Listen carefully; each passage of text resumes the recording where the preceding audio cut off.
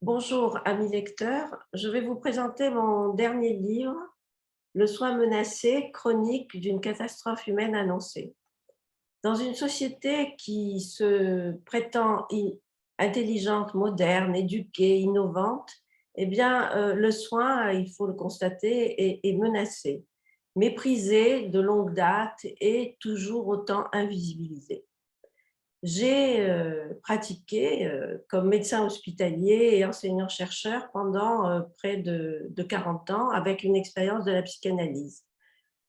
De, de- de toutes ces années, j'ai recueilli des situations qui m'ont interpellée et particulièrement des rencontres avec des patients et aussi des étudiants.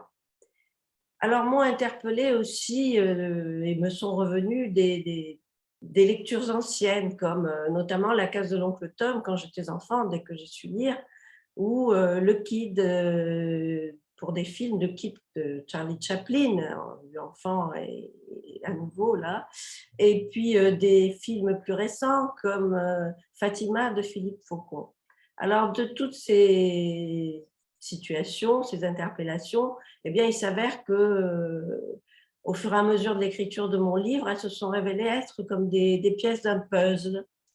Et en disant cela, bien sûr, je me rends compte que je parle de mon livre comme un jeu à la manière du pédiatre psychanalyste Winnicott, pour qui le jeu est une ère de création, de créativité, et le jeu aussi de ma subjectivité. Et ce puzzle, les dernières pièces de ce puzzle ont bien sûr été celles de la catastrophe du Covid que nous vivons encore aujourd'hui en juillet 2021. Donc, dernière pièce de ce puzzle, et dont finalement un puzzle dont l'image était, sans nul doute pour moi, qui s'est imposée, celle du soin menacé. Alors, bien sûr, à ces pièces de puzzle, comme je les appelle, eh bien, j'y ai associé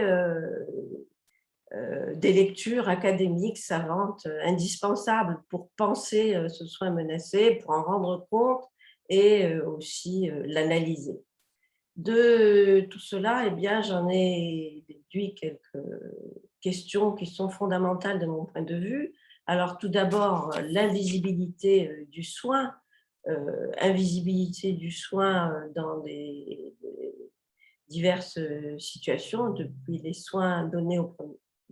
premiers soins donnés aux enfants, les soins de santé, mais aussi les soins, par exemple, des premiers de corvée que l'on a applaudis au début de la pandémie et puis de moins en moins, jusqu'à aujourd'hui même, les tancer vertement parce qu'ils ne se vaccinent pas.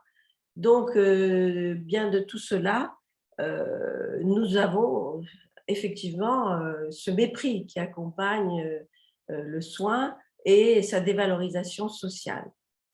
Alors, le prendre soin qui n'est pas le médical. Médicaliser, c'est souvent empêcher le soin, l'inhiber. Et parce que eh bien, le prendre soin, c'est l'accueil de la vulnérabilité, le souci de la vulnérabilité, c'est cela le prendre soin.